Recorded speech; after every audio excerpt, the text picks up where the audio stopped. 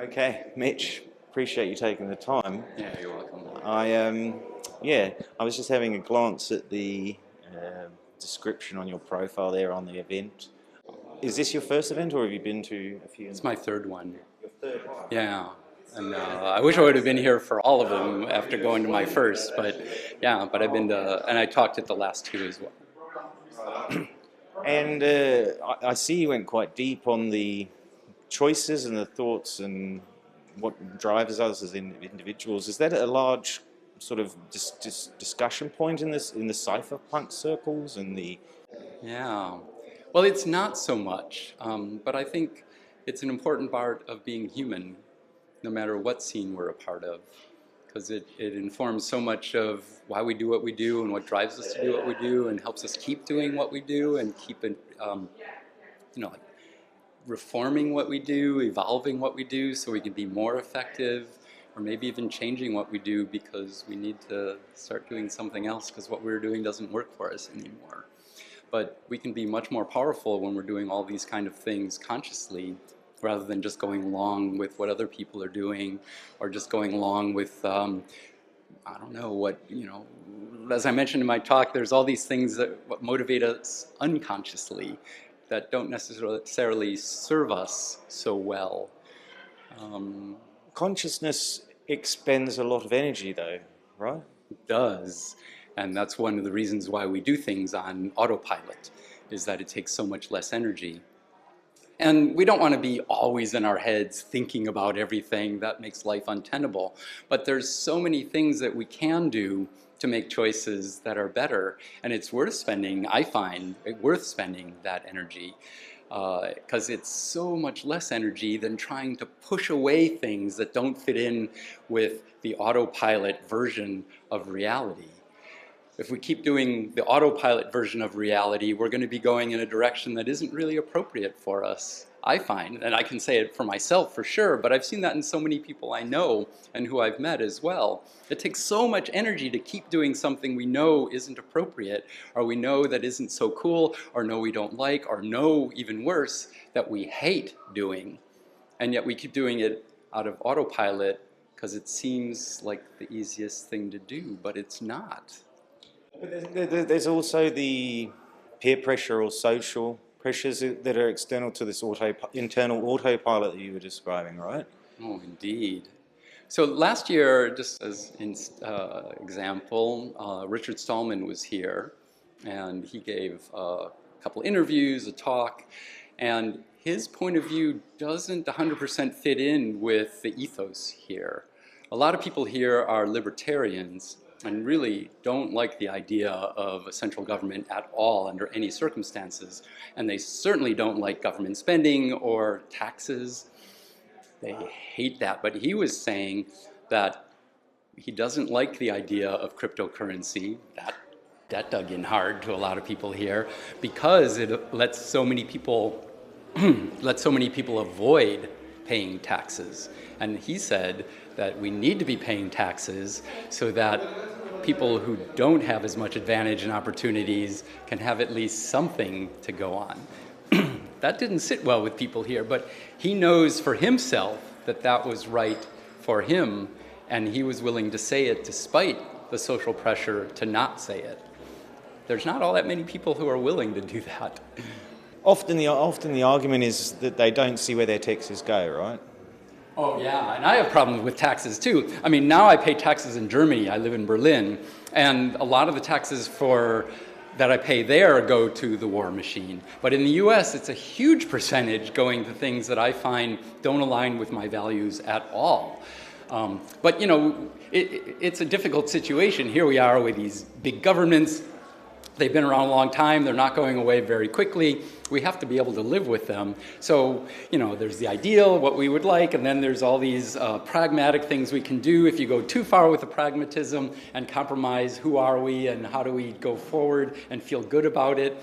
But everyone does that differently in different ways in their life. So for me, paying taxes, at least some of it in Germany goes towards education, for healthcare, for transportation, for fixing potholes and building bike lanes. things that I find make my life and many other people around me much better. And I would rather see things be even better than that, and I can come up with a whole bunch of ways in my own wacko way of looking at things. But that is not the world we live in now. It's just sort of what motivates me as an ideal of ways to aim towards to make things better. And the tool sets that are being discussed or provided by, decentralized finance, cryptocurrencies, etc.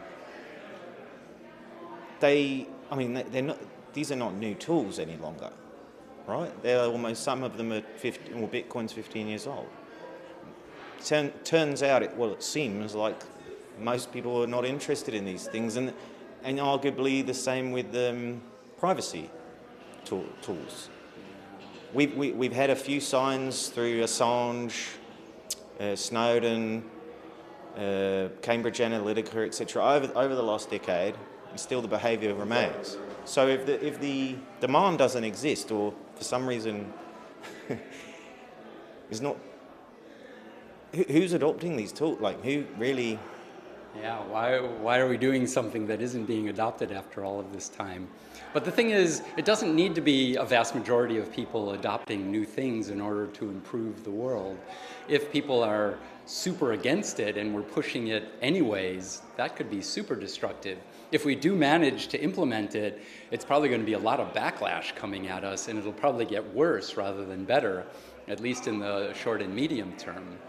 But if there are things that can improve things that other people can join in on, then they can. And if we're welcoming of people to join in and not trying with all of our energy to fight what we don't like, I'm glad there are people doing that. My approach is more like the name of this building, Parallelnopolis, which is parallel society, to create things in parallel to the society, create a niche, which we create something super positive and welcoming of people so that they can benefit from it along with us. And the more people who join, the more they can benefit. And then other places we can help start so that they can do that in their own unique way. And maybe that spreads. And that's the kind of what I'll call anarchy that works, when we self-organize based on the people who start and run and make things happen. And that can be really powerful, and it doesn't have to be a majority of people. It can be a really small percentage of people, and yet it can help so many people, especially as the problems that we're facing are so terrible. Climate change just being one horrible one, but distribution of wealth, where 0.1% of the population is soon to own 98% of the wealth. This is very unstable. And so many other things going on all at once. And so that's leading probably not somewhere so positive. And if we're not creating something tenable right now, there'll be nothing to key into for anyone when that stuff starts to really fall apart. Yeah, and often we refer to the we, the collective, but we all dwell in very different geographic locations around the world with all our different rule sets, some being more beneficial to their local communities than others. And I can't help but feel like maybe that the language that's used often is this universal we, when we deep down we all know we're multiple different types of tribes dwelling in different systems, governance systems, some better than others. Some worse than others. But on the whole, globally, it seems, depending on how you measure it, of course, if you measure it purely on quality of life, not in terms of consumption, but in the basics, food, shelter, etc. Mm-hmm. It seems like it's been slowly improving on the global stage, as opposed to getting worse. Often, libertarians or extreme people with extreme ideas lean towards things are getting worse, and that scares people off, right? Yeah, for sure. So maybe the language needs to be more geared or weaved into the positive things that have happened. Sure, it's due to maybe corrupt systems, but the collective has benefited over time. Yeah, I totally agree. That's why I like creating something positive and welcoming people in, rather than saying, that sucks, and that sucks, and not only that, but you suck. You know, like, that doesn't help bring people to your cause and make the world a better place. But like, so I'm deeply involved with what turns out to be a hackerspace movement. So I started one of the early hackerspaces in the US, which was NoiseBridge, but I did it not on my own. I did it with a bunch of people who I knew and then met more and more who aligned with this vision, and we were helped by other hackerspaces that were forming in the US, and we were helped by the handful of hackerspaces that existed at the time, mostly in Germany. But the way this whole thing has spread is that each group was doing what they thought was best for their group, and not against any of the other ones and saying, you're doing it different than us and that's wrong. No, it was that they were doing it their way, we're doing it our way, and we can still help each other. And we can all be unique, good for the group that starts, runs it, etc., and be welcoming of anyone who wants to. And other people are free to start their own, and we'll help them as well, even if we disagree with certain things, even if we disagree a lot. If we have a whole bunch of these kind of communities all over the world, each one good for the people there, encouraging, supportive, that does make a lot of people's lives significantly better. It doesn't necessarily give them the basics, but it gives them a sense of purpose, confidence, accomplishment, which is invaluable.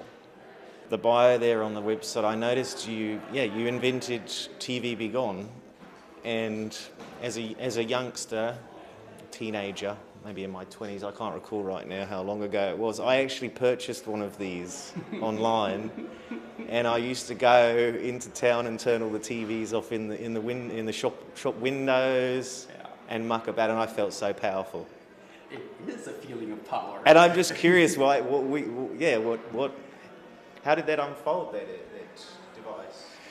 Well, I mentioned in my talk that TV was my first addiction, and it really was an addiction, hardcore addiction. I was at it for years. Every waking moment, pretty much, of my childhood was sitting in front of a screen, even as a kid, I knew I didn't like it. But it was taking my time, and I didn't know what else to do, so I kept doing what I knew, which was watch more TV.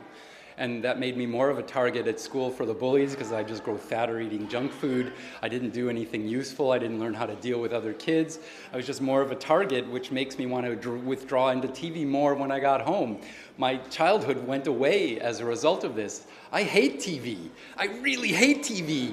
And then when it started appearing everywhere in public places in the 90s, I couldn't do anything about that. But as a geek, I knew I could make a remote control to turn them all off, and I eventually did.